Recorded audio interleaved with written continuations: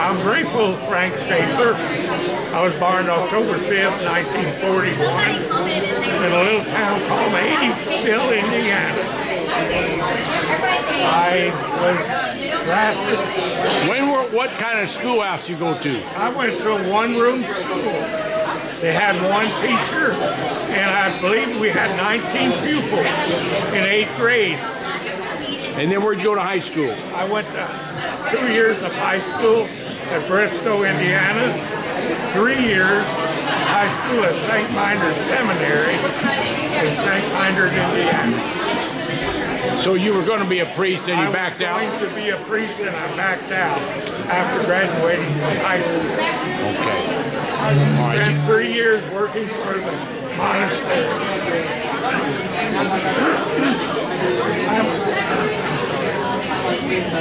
I spent 3 years working at the monastery, and I was drafted in the U.S. Army 2 weeks before Kennedy was assassinated in '63. So November of '63. November of '63. And where did you go to boot camp, and do it chronologically, or Rafe? I was inducted into the Army at Fort Knox, Kentucky, on the 7th day of December, 1963. I spent 8 weeks of basic training at Fort Knox, received my orders at Fort Polk, Louisiana, with the anticipation of being accepted in officers training school after completing advanced infantry training at Fort Polk, Louisiana. So you're going to go to OIS? I was going to OFS, officers training, OFS. After Fort Polk, I received my orders to transfer to Fort Benning, Georgia. At Fort Benning, I was supposed to wait for orders to report to officers training school. I waited around for 3 months, didn't receive any orders, and was bored to death.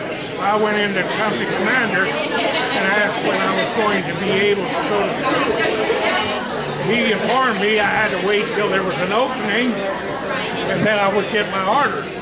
He also informed me that after completing officers candidate school, I would have to complete 1 full year in the military before I could be discharged. I did not want to make the Army my career, so I turned down officers candidate school. I was transferred to the 11th Air Assault Test Outfit, which was a training unit, to learn the procedure of rappelling out of helicopters.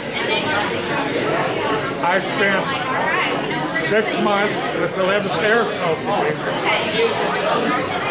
rappelling out of helicopters and playing war games in North and South Carolina against the 101st and the 82nd Airborne Division. We won the mock wars and returned to Fort Benning to wait for orders. Well, the government decided that rappelling would not work in Vietnam.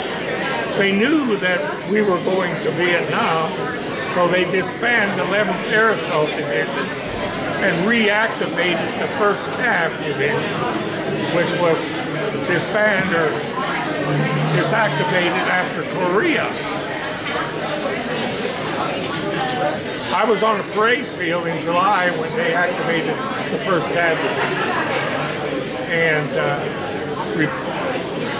we became the 1st Air Cav Division. I was in the 8th Cav of the 1st Division, 2nd Battalion. The 2nd Battalion was an airborne division.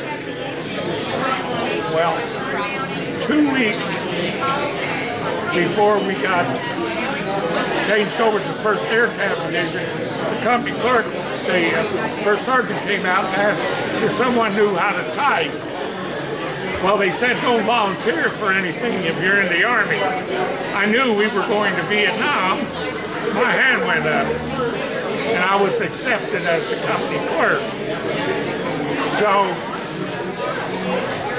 I moved to the orderly room, and the orders came down that we had to go airborne. If not, we would be transferred to another unit that was non-airborne, which was the 1st Battalion of the 1st Staff Division. They were non-airborne units. I wanted to stay with my unit. As company clerk, I had to go airborne, though I was not officially on a platoon. I was more a headquarters person. I made my mandatory jumps, went through airborne school in July at Fort Benning. You can imagine it was 100 degrees, and every hour they run us through open-headed showers so we could cool off, so we could run for another hour, and they would cool us off again. After making my mandatory jumps, it was in August, we were given the orders we were moving out for Vietnam. On the 15th day of August, I boarded a ship in Savannah, Georgia, called the USS Geiger, to be transported to Vietnam with my unit.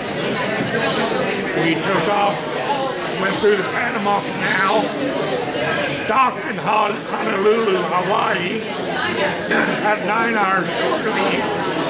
Me and my 2 buddies proceeded to get drunk on Waikiki Beach and had a hell of a time, spend our money on booze. One of my buddies passed out on Main Street in Honolulu. We didn't have no money to get a cab to take us back to the ship. We propped him up against the light pole, and a cab driver came by. He said, "You better get him off the street because they'll lock you up." And we told him we didn't have no money to get back to the ship, but we were supposed to be going to Vietnam. He said, "Well, get in, I'll take you boys back." So he took us back to the ship, and we took off from Honolulu, and our next stop was Guam. We docked at Guam to have an Army beer party. The beach was stacked up with cases of lukewarm 3.2 beer. We were allowed to go off and drink all the beer we wanted. No sightseeing, just get off and drink and get back on the ship. Our next stop was Queen Anne. We didn't dock. They made us report from the ship on cargo nets. Show us Queen Anne. Queen Anne, right there. Right there's Queen Anne, Vietnam. Queen Anne. What latitude? I have no idea what. Right there Queen Anne is where your ship pulled in. Keep a stick on it. Queen Anne, Vietnam is where you showed up in 1965. In September 15th, 1965.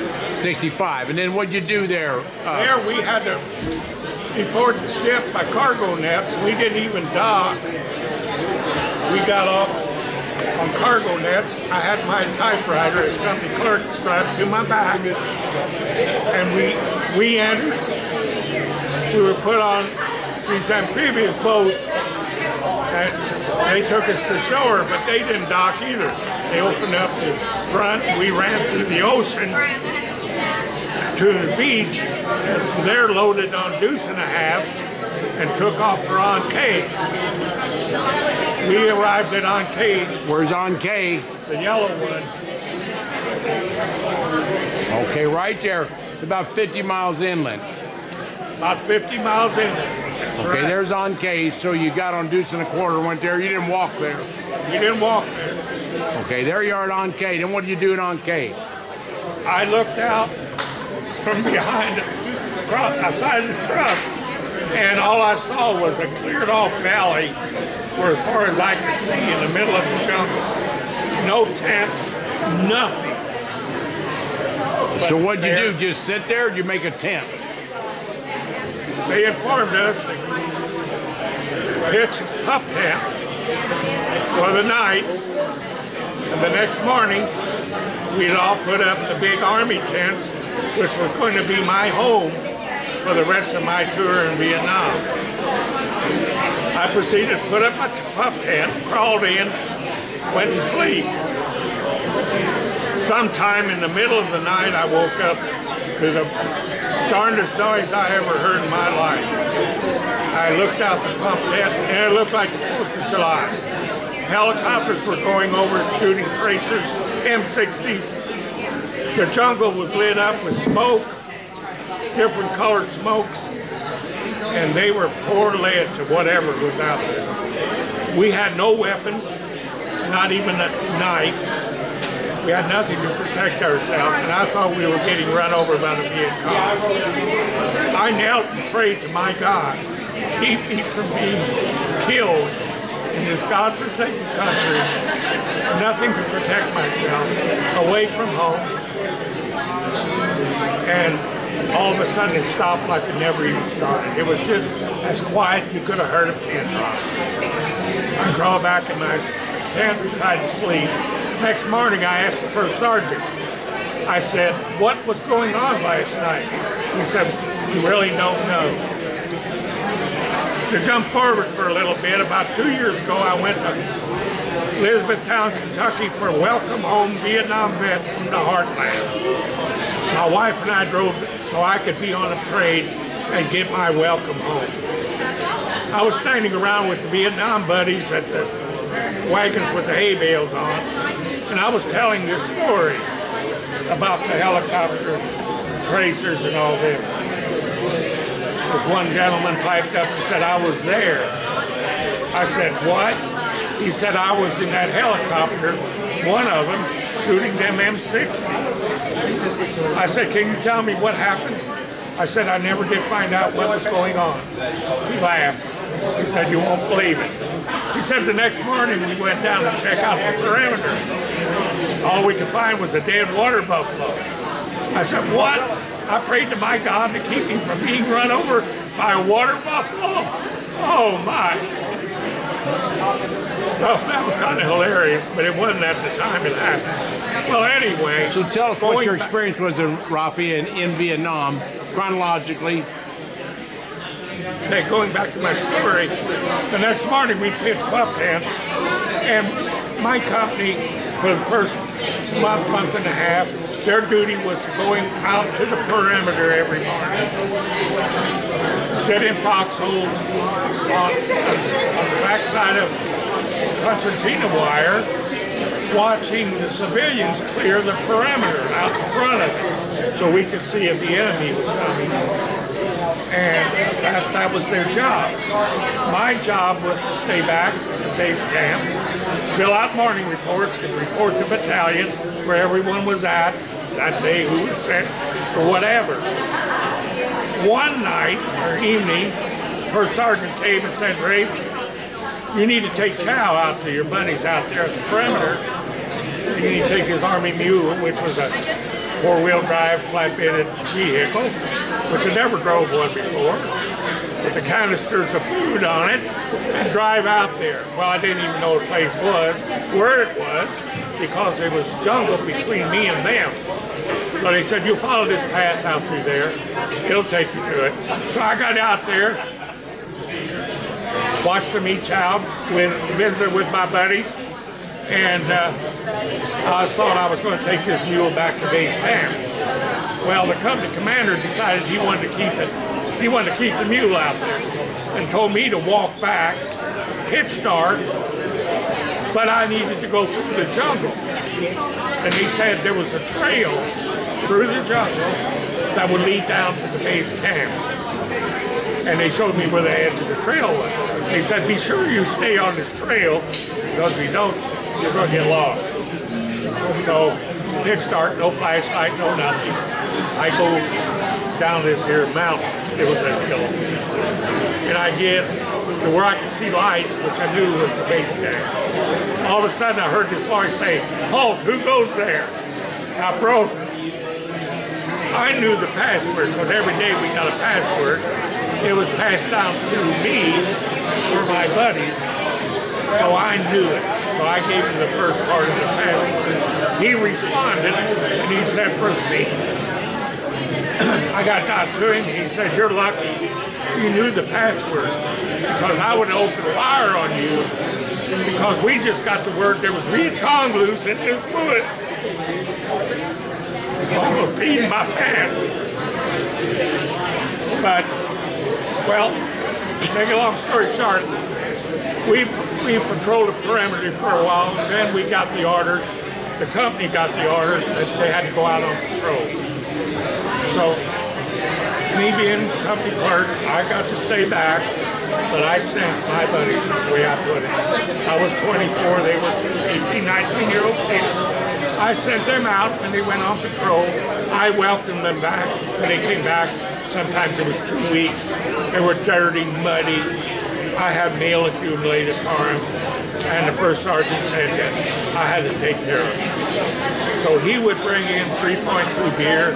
He found an old refrigerator somewhere that he made a cooler out of. I had to make sure that beer was cold.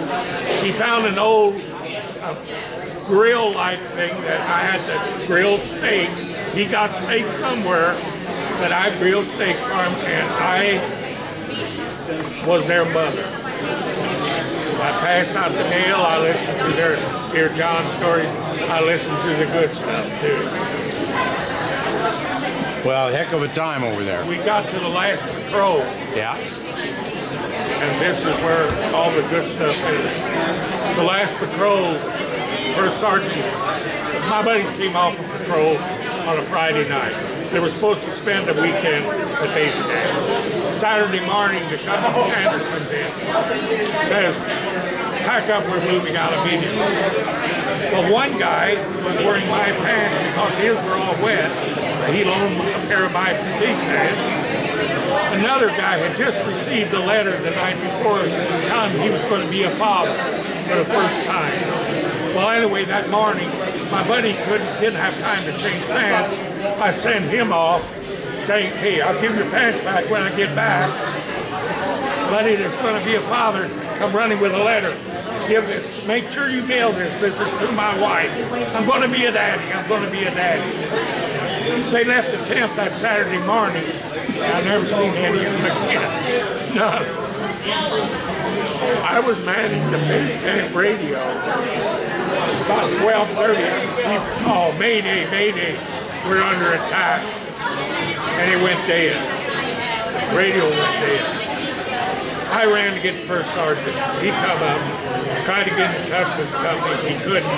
He took off for battalion headquarters. I'm back here at base camp by myself, not knowing what happened to my crew. It was late that evening, the first sergeant came back.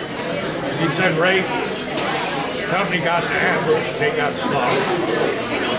Found out there was 18 killed and 32 wounded. Just my company. Just the company.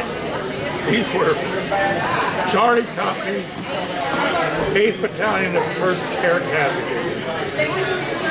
And when I left Vietnam on the 3rd day of December, none of them ever came back to camp. It was like a ghost town. It was empty tents and me and the first sergeant. And the reason I left Vietnam on the 3rd was my discharge date came. I didn't get any orders to come home to be discharged. So I went to first sergeant and I asked him, where are my orders? I'm supposed to be discharged officially on the 7th of December, but I got to get back to the States. Well, he sent me to battalion headquarters. They had no record that Rafe Schaefer was ever in Vietnam. They could not find my record. So I insisted that I was supposed to be discharged.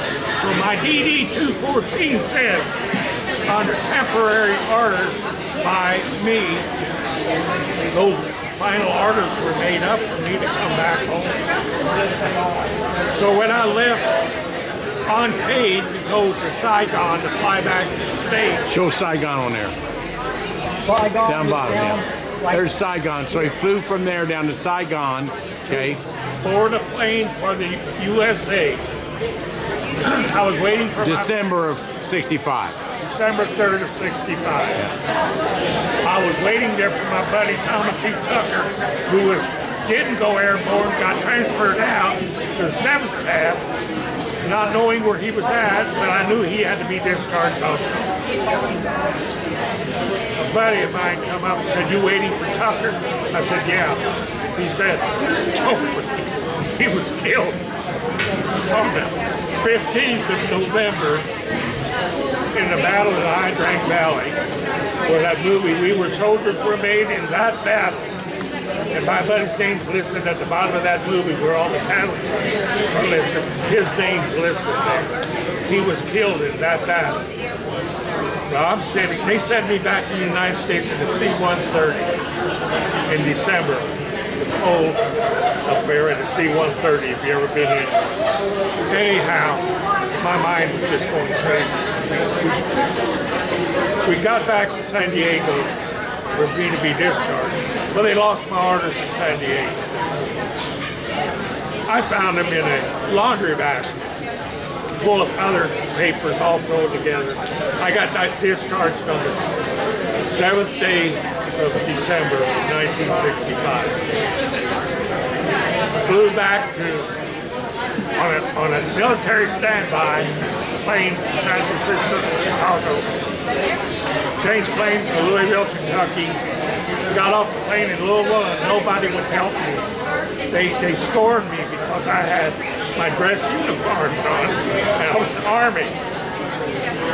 I was trying to get home. My mom and dad didn't have a telephone. I couldn't call them. So I got a taxi driver to take me to the outskirts of New Albany, Indiana. And I hitchhiked with my duffel bag of all my belongings on Indiana 62, because the interstate wasn't done in those days. And a gentleman picked me up, a young gentleman. He had a beer between his legs.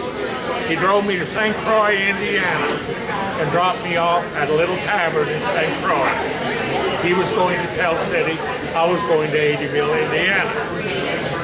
So I went to the little bar, sat on the bar stool and ordered a beer. These two old gentlemen were sitting in there. They said, "Soldier, where are you going?" And I said, "Well, I'm trying to go to Adeville, Indiana." "Well, we know where that's at." I said, "I don't have a telephone. I can't call my parents. I'm hitchhiking." He said, one of them piped up and said, "Well, we'll take you home." I climbed in their old pickup truck. Must have been like a 1954 or something. And they drove me to my front door. And that's how I was turned. My parents weren't home, so I went in the house. And a little later, Mom and Dad drove up. I walked out the front door, and my mom said, she had no idea I was going to be home. But that's my military story. Wow, that's some story. Boy, lost your whole company and then your best friend. That's just absolutely just devastating. So You've been thinking about that all your life. You can't forget anything. I've been alcoholic for 40 years. You can't forget that. And now I tell the story of my great buddies. Oh. I've been sober 19 years. Yeah. I wrote a book called My Journey Along Life's Road. Don't have it published. I printed it myself. By Rafe Schaefer. By Rafe Schaefer. And friends in the area, they buy it. I sold probably 200 copies. I write poems about Vietnam because I went through PTSD. I went to Evansville VA Center for counseling. He said, "You got to talk about it, you got to write." And I write poems. They've been in the packets of mail, the honor flight that these veterans did on the flight. There's a copy of one of my poems in those packets. Well, I can't, Rafe, I can't thank you enough for your service. And that story is a heartbreaker. And I don't think, even though you've worked your way through it with the PTSD, you never work through all those memories. They're just too much. They're too much to lose every guy and your best friend. Just thank you for your service. And, you know, freedom's not free. And you're an example. Freedom's not free.